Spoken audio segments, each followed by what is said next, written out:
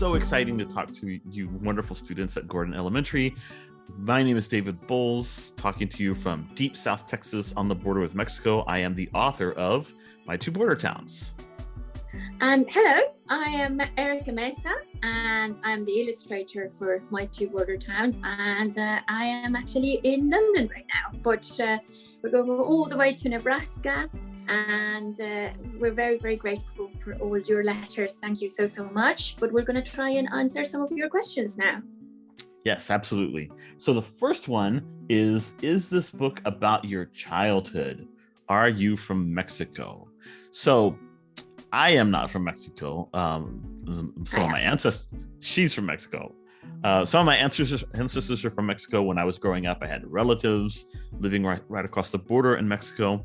But yes, this book does connect to some extent to my life and my childhood and the childhood of my children and the present day life I live. When I was a kid, I used to travel across the river with my dad all the time to visit my great grandmother who lived in the town of Reynosa, which was across from the town of McAllen, where I grew up. And I had second and third cousins there that I would spend time with, and we would buy things that we needed for home that were cheaper in Mexico, medicine and food and so forth. And it was a tradition that I continued with my own kids. And then even after my kids were grown and left, my wife and I would continue going back and forth. And it's my experiences living on the border that have informed and helped me to write this book. And the reaction of my own children when they would go to Mexico to be with family and friends is part of how I created the character of the boy, the protagonist, with no name, the unnamed protagonist of this book. Boy. The boy, yeah. El morro. El morro, as you say in Spanish. That's right. Erika, do you want to take the next one? Well, it's kind of the same question because, or rather, you've already answered it because it says, why did you choose a boy and a dad to go to Mexico? Are you the boy? Yeah, I'm not the boy. My son is the boy.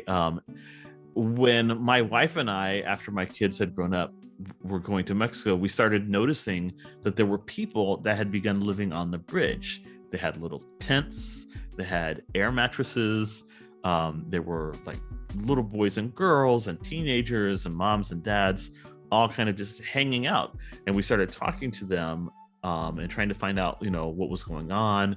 And they were from countries where there was a lot of violence and danger, and they were escaping the harm that might have happened to them and trying to come to the US because there are things, there's a thing called asylum that countries are supposed to give people who are fleeing from violence. And so they wanted to come to the US, which is a really big country and has lots of room, right? And in talking to them, I tried to imagine, wow, if my son, who at the time was already in college far away, if he were a little boy, if he were, maybe first or second grade, how would he react to this? Well, he would become friends with the kids and so forth. And that's really how the story developed. Now, we've got... Yeah, the question's long. How long? I think we're going to have to add a third one here. So how long did it take to write this book? How long did it take to illustrate it? And I would also say, how long did it take to get published? Yeah, right.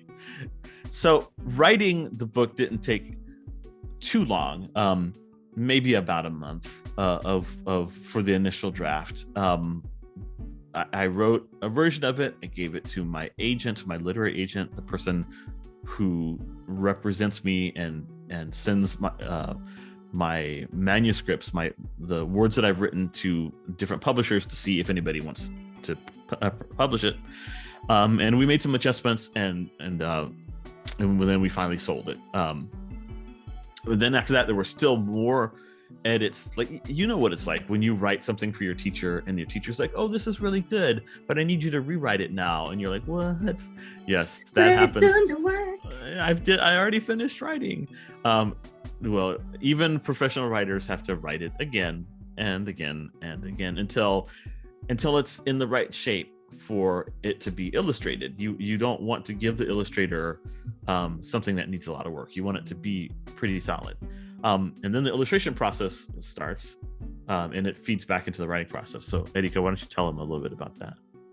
Yeah, with me it was a little bit longer because I because I wanted to add a lot of details in the images, and that just meant that I was hating myself because once you actually, when you think about it, it's like, I'm going to put so much stuff in here, and then you actually have to do it. And so, I at that point, Erika, who was drawing it, was hating Erika, who thought of it.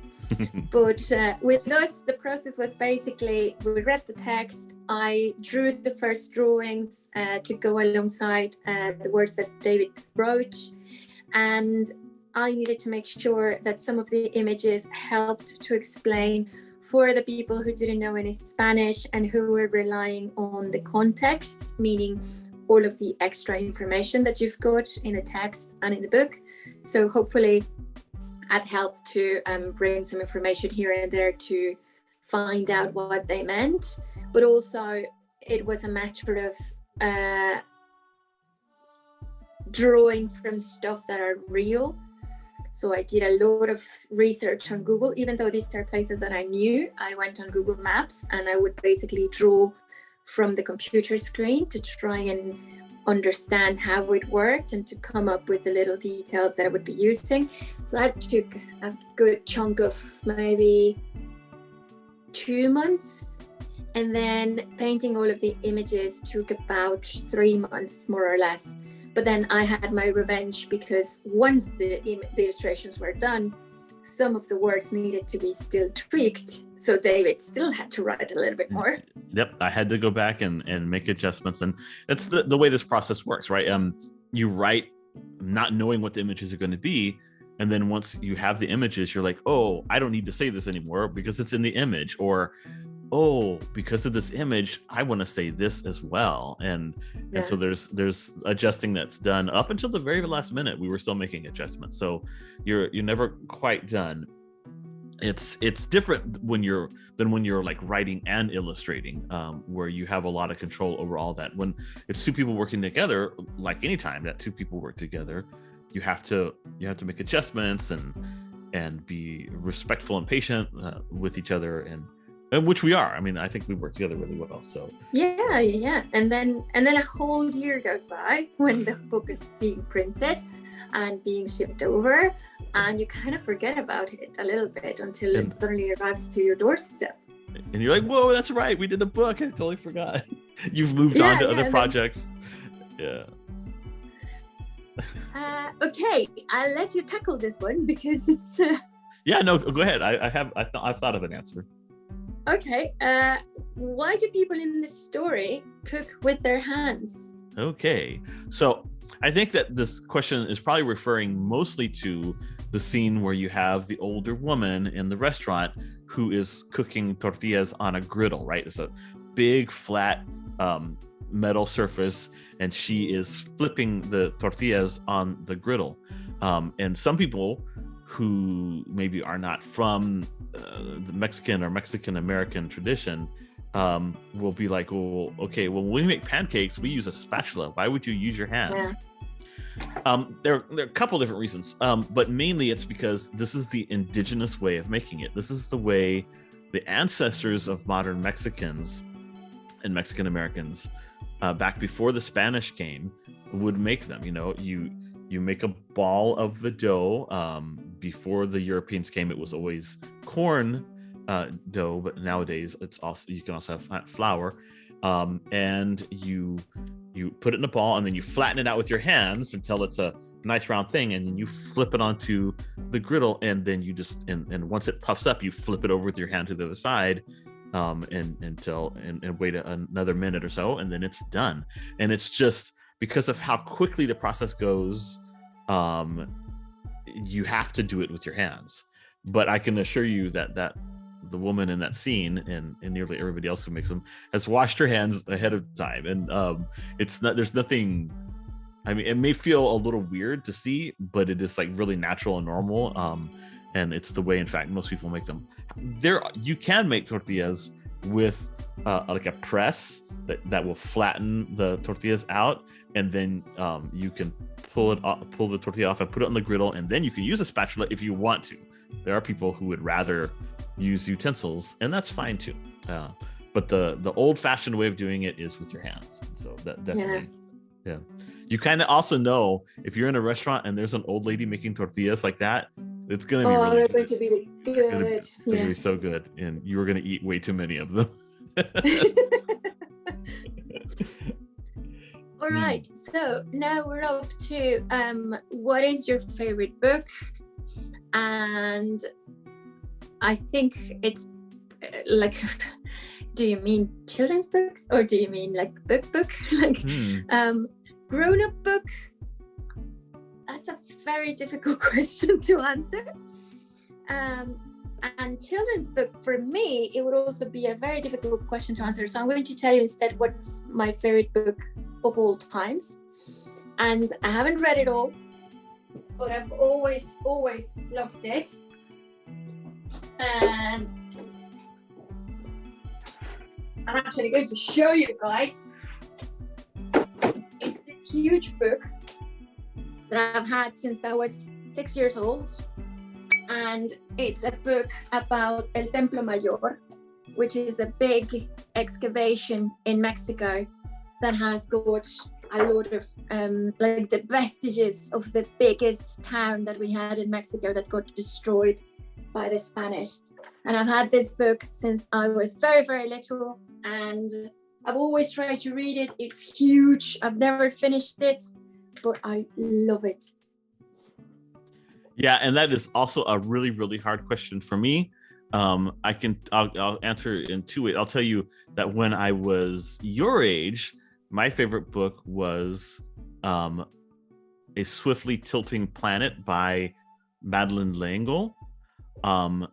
But my favorite book of all time is probably going to be, and I'm like Erika, I'm gonna have to go get it. Hold on, it's right here. While he goes, The Little Prince is also really good. The Little Prince by Antoine de Saint-Exupéry. It's a French writer, which is why it sounds so weird, but it's very, very nice. It's about a little prince that lives in the space and comes to Earth. That's a great book, yes. And this is my favorite book of all time. It is called The Popol Vuh. It's a book from the Maya Quiche people of Guatemala, and I am actually right now working on graphic novel adaptations of some of the stories in this. So pretty cool. Cool. All right, and so then the final question, which I think is delightful, is: do you like to ride bikes? Do you like to ride bikes? Yeah. I think the best way I can reply is by showing you what I've got next to my desk. All right. It's perfect. Yes. It couldn't have been more perfect than that. Yeah, that's great.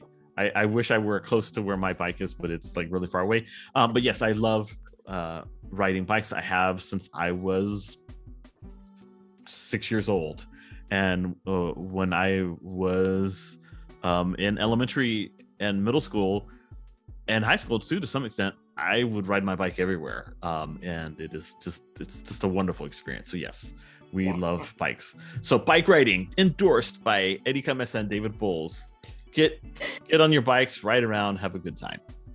Thank you so much. Thank you so much. Yeah, it's been a pleasure talking to y'all. Have a great day. Bye-bye.